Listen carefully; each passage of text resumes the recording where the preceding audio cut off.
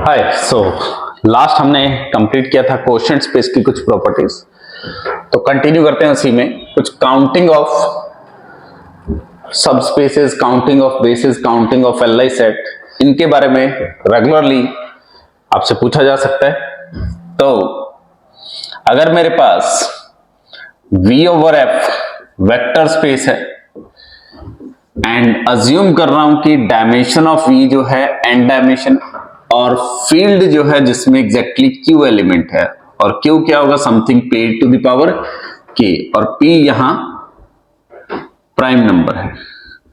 तो हमने स्टार्टिंग में डिस्कस किया था कि वेक्टर स्पेस में जो कोई भी फाइनाइट फील्ड है, तो फाइनाइट फील्ड में जो नंबर ऑफ एलिमेंट्स होते हैं वो हमेशा किसी प्राइम की पावर में होते हैं, यानी कि फाइनाइट फील्ड की कार्डिनलिटी कभी भी दो डिस्टिंक्ट प्राइम नंबर से डिविजिबल नहीं होगी। तो इसी इंफॉर्मेशन का यहां हम यूज करेंगे। तो अगर इस V की डायमेंशन n है तो मैं ऑलरेडी आपको एक फंक्शन डिफाइन कर चुका हूं। तो पहला कंक्लूजन क्या है, एक बीटा मिलेगा जिसमें x1, x2, xn ये एक बेसिस होगा आपके पास ऑफ V ओवर F,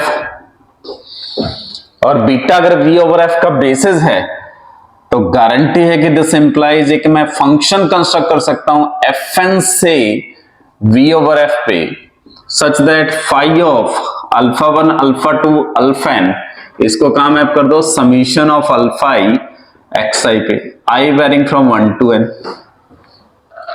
ये जो फंक्शन होगा ये गारंटी है कि 1 1 and onto, by definition आप चेक कर सकते हो।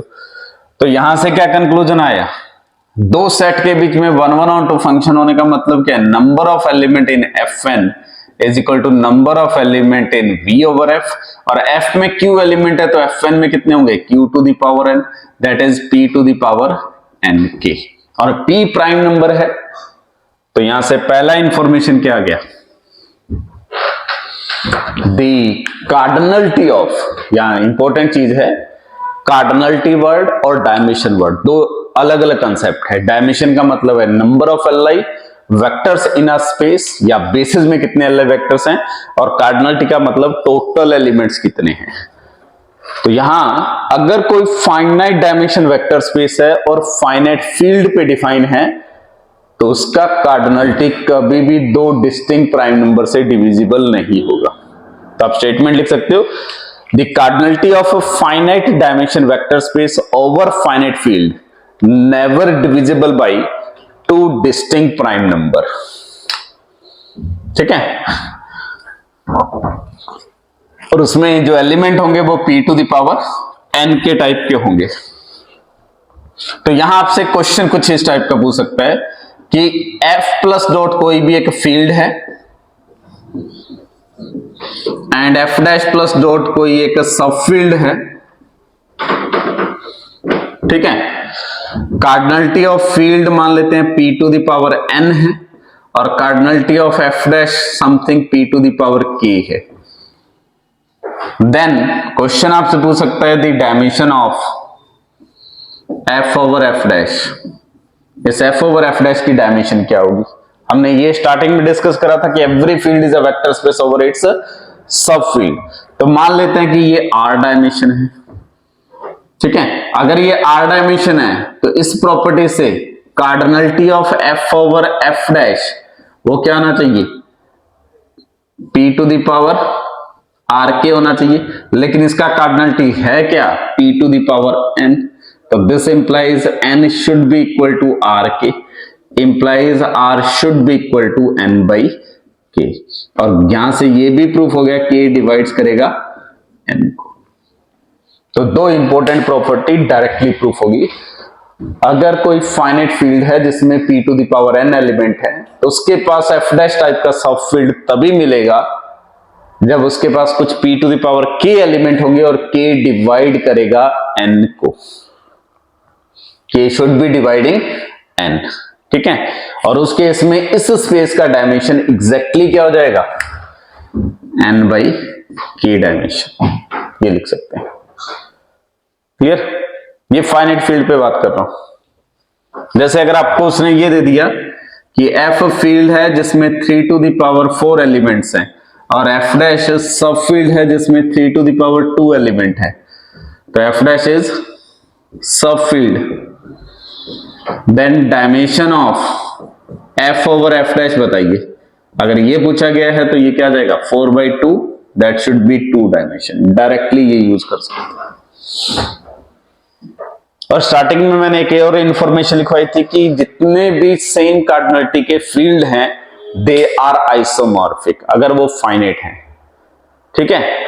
तो यहां से आपके पास f डैश, अगर f का सब फील्ड हो गया तो f over f dash vector space बन जाएगा, और f over f dash vector space बन गया तो k must be dividing n, और हर k डिवाइड n के लिए एक सब फील्ड बना सकते हैं, ठीक है। वो आप रिंग थ्योरी में डिस्कस करेंगे।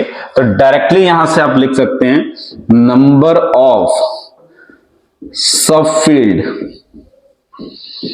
Of a field f plus dot with f plus की कार्डिनलिटी जो है वो p to the power n है, p यहां प्राइम नंबर है, इज इक्वल टू जितने n के डिवाइजर हैं हर डिवाइजर के रिस्पेक्ट में एक सब फील्ड मिल जाएगा, दैट इज टाउ n। तो this is the number of sub field जो आपको डायरेक्टली एग्जाम में पूछ सकता है। वो आप अलजेब्रा का क्वेश्चन मान लीजिए, लीनियर का क्वेश्चन मान लीजिए, वो आपकी चॉइस है, ठीक है। इसके अलावा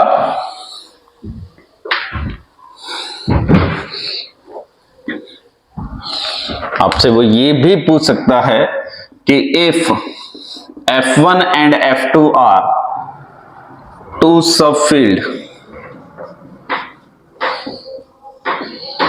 ऑफ f, ठीक है, और f की कार्डिनलिटी जो है वो p to the power n है, f1 की cardinality p to the power some r1 है, और f2 की cardinality p to the power some r2 है, ठीक है। इसी में वो ये भी आपसे एक और इंफॉर्मेशन पूछ सकता है कि f be a field such that number of element in f is p to the power n and f1 and f2 are a subfield of f, कोई भी दो सबफील्ड हैं such that cardinality of f1 is something p to the power r1 and cardinality of f2 is something p2 to the power r2, then the cardinality of f1 intersection f2, ये भी अपने आप में एक field बनाएगा, इस field का cardinality क्या होगा, तो वो आप डायरेक्टली देख सकते हैं p to the power GCD of r1 and r2। Again logic वही यूज करना है, f ओवर f1 सबस्पेस बनाएगा, f ओवर f2 सबस्पेस बनाएगा, f over f1 intersection f2 subspace बनाएगा, और ये जो डिवीजन है ये यूज करोगे तो फाइनली ये रिजल्ट आ जाएगा आपके पास, ठीक है।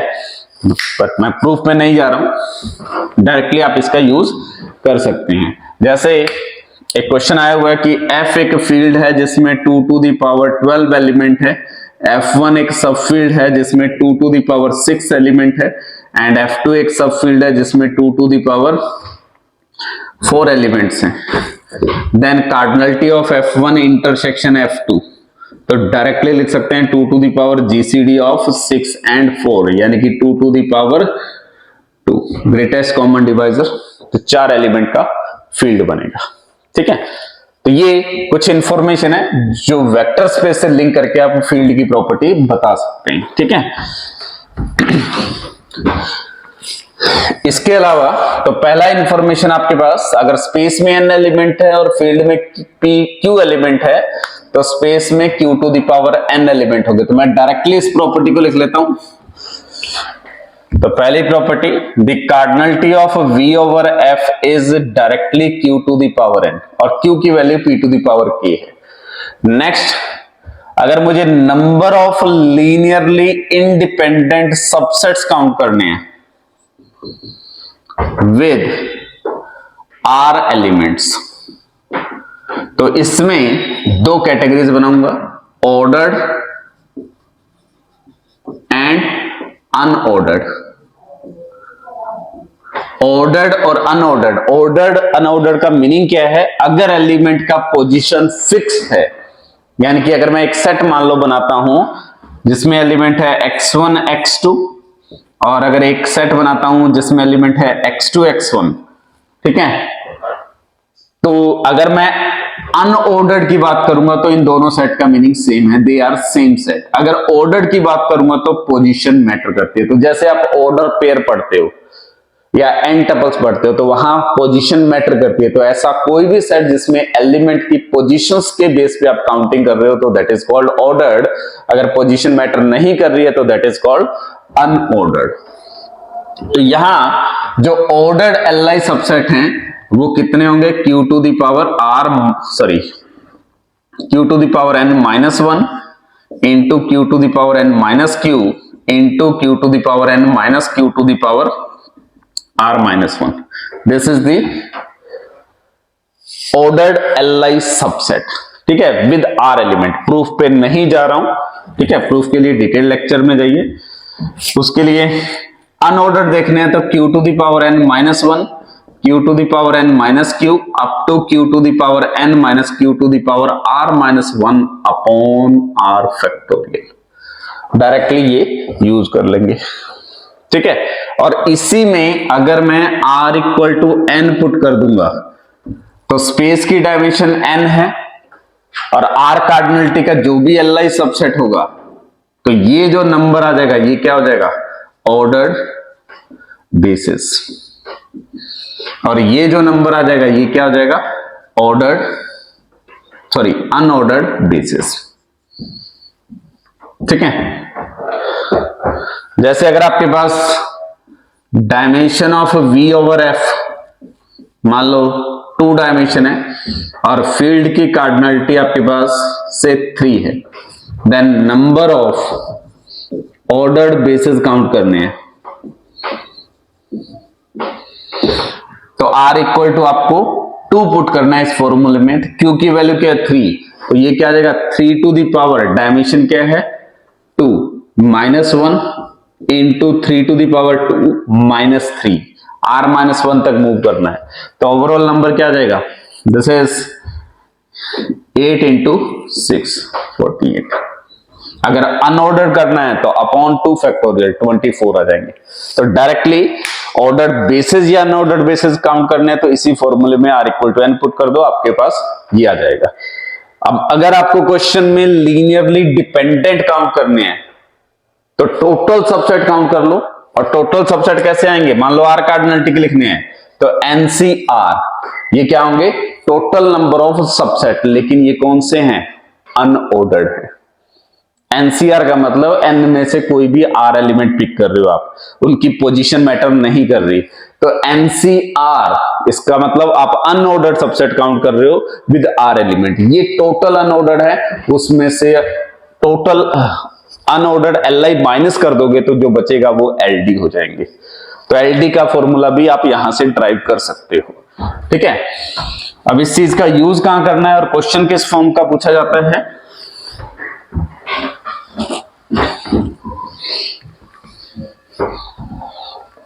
जैसे एक सेट X दे दिया जिसमें मैट्रिसेस हैं AIJ, 2x3 मैट्रिसेस हैं। AIJ मान लो बिलोंग कर रहा है फील्ड से और इस मैट्रिक्स का जो रैंक है, या 3x2 पे बात कर लेते हैं, रैंक ऑफ A इज 2। तो इस सेट में कितने एलिमेंट्स हैं, अगर मेरे पास F की कार्डिनलिटी 3 हो जाए या F को मैं अगर Z3 ले लूं इन पर्टिकुलर, तो number of matrices whose order is 3x2 with rank of A is 2। तो यहां कैलकुलेशन करने का मतलब क्या है, यहां से मैंने अगर कोई भी एक एलिमेंट पिक करा, वो एक मैट्रिक्स होगा जिसमें 3 रोज होंगी, यानी कि A11, A12, A21, A22, A31, A32, ये एक मैट्रिक्स बनेगी आपके पास। इसमें C1 एंड C2 2 कॉलम्स होंगे। अब अगर ये बिलोंग कर रहा है X में तो इंप्लाई क्या कर रहे हैं, रैंक ऑफ A2 है, और रैंक का मतलब होता है कि नंबर ऑफ LI कॉलम्स। तो इंप्लाइज जो यहां कॉलम C1 एंड C2 हैं they must be linearly independent. यहां इंपॉर्टेंट क्या है कि C1 की अगर मैं बात करूंगा तो वो A11, A21, A31 है, और C2 की अगर बात करूंगा तो that is A12, A22, A32, ये कॉलम है, अगर मैं इसका एक सेट बनाता हूं तो this is a subset of F3 over F, इस वेक्टर स्पेस का सबसेट है। ठीक है, तो अगर मेरे पास इस X का कोई एक एलिमेंट पिक करूंगा तो वहां से एक सबसेट बना सकता हूं S से, वो F3 ओवर F में लीनियरली इंडिपेंडेंट सबसेट है विद 2 एलिमेंट। ठीक है, this is a linearly independent subset with exactly 2 element. और अगर मैं ये लीनियरली इंडिपेंडेंट सबसेट पिक कर रहा हूं इस स्पेस का, तो उससे एक मैट्रिक्स भी बना सकता हूं जिसकी रैंक 2 आएगी, क्योंकि इसके कॉलम हमेशा क्या रहेगी 2। तो number of element in X count कर लूं या इस स्पेस में Li सबसेट काउंट कर लूं विद 2 एलिमेंट। ठीक है, दोनों सेम है। अब Li में ऑर्डर्ड काउंट करने या अनऑर्डर्ड, वो डिपेंड करेगा पोजीशन पे, क्योंकि मैट्रिक्स में अगर कॉलम इंटरचेंज करूंगा तो मैट्रिक्स डिफरेंट आएगी। यानी कि मुझे करना क्या है, cardinality of X should be equal to number of ordered linearly independent subsets of F3 over F with 2 elements. ठीक है, ये आ जाएगा। और वो कितने होंगे, F3 ओवर F की डायमेंशन क्या होगी, 3 डायमेंशन होगी, और R की वैल्यू क्या होगी 2, और फील्ड में कितने एलिमेंट है 3।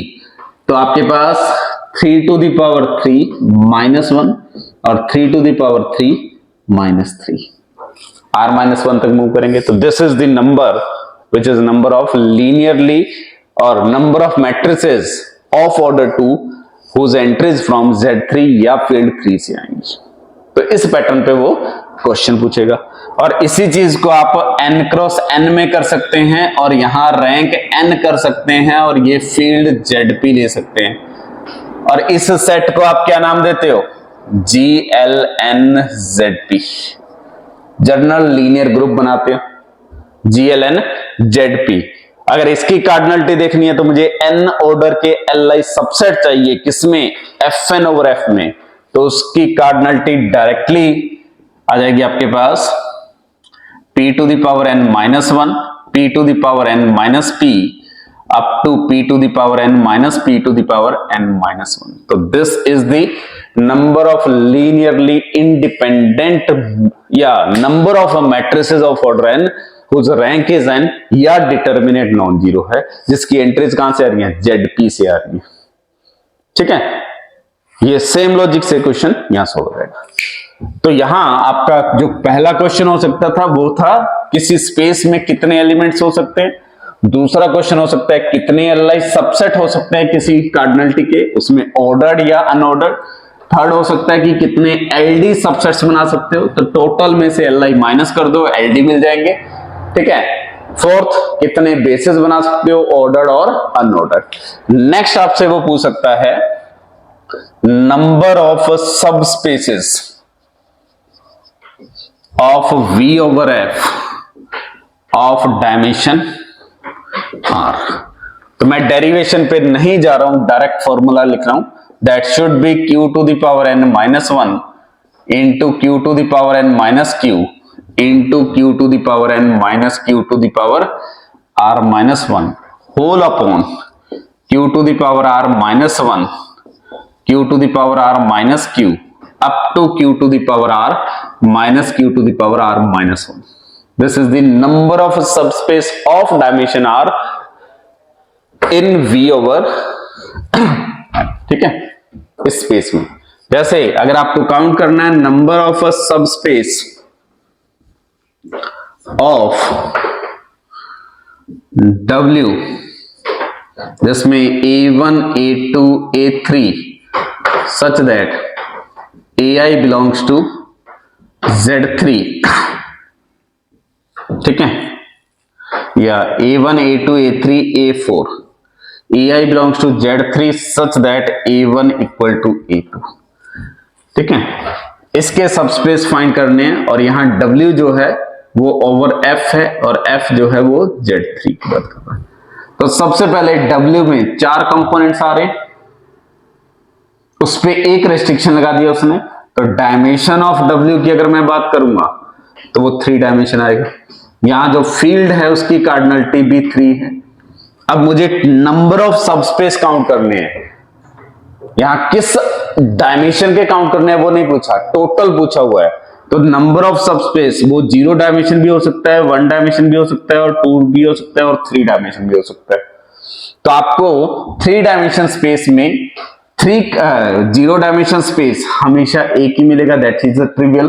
3 डायमेंशन स्पेस वो खुद W मिलेगा। अब 1 डायमेंशन स्पेस काउंट करने हैं तो Q की वैल्यू क्या आपके पास 3, N की वैल्यू आपके पास डायमेंशन स्पेस की 3 -1। R कहां तक वेरी करेगा आपके पास, R इक्वल टू 1 है तो R -1 करोगे तो सिर्फ एक फैक्टर आएगा अपॉन Q -1 यानी कि 3 -1। तो ये जो नंबर आ जाएगा आपके पास 13 आ जाएगा।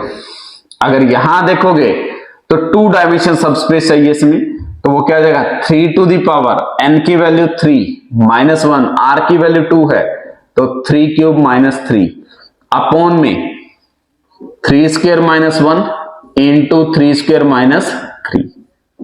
इसको सिंप्लीफाई करोगे तो दिस इज 26 इंटू 24 अपॉन ये आ गया आपके पास 8 इंटू 6। ठीक है, तो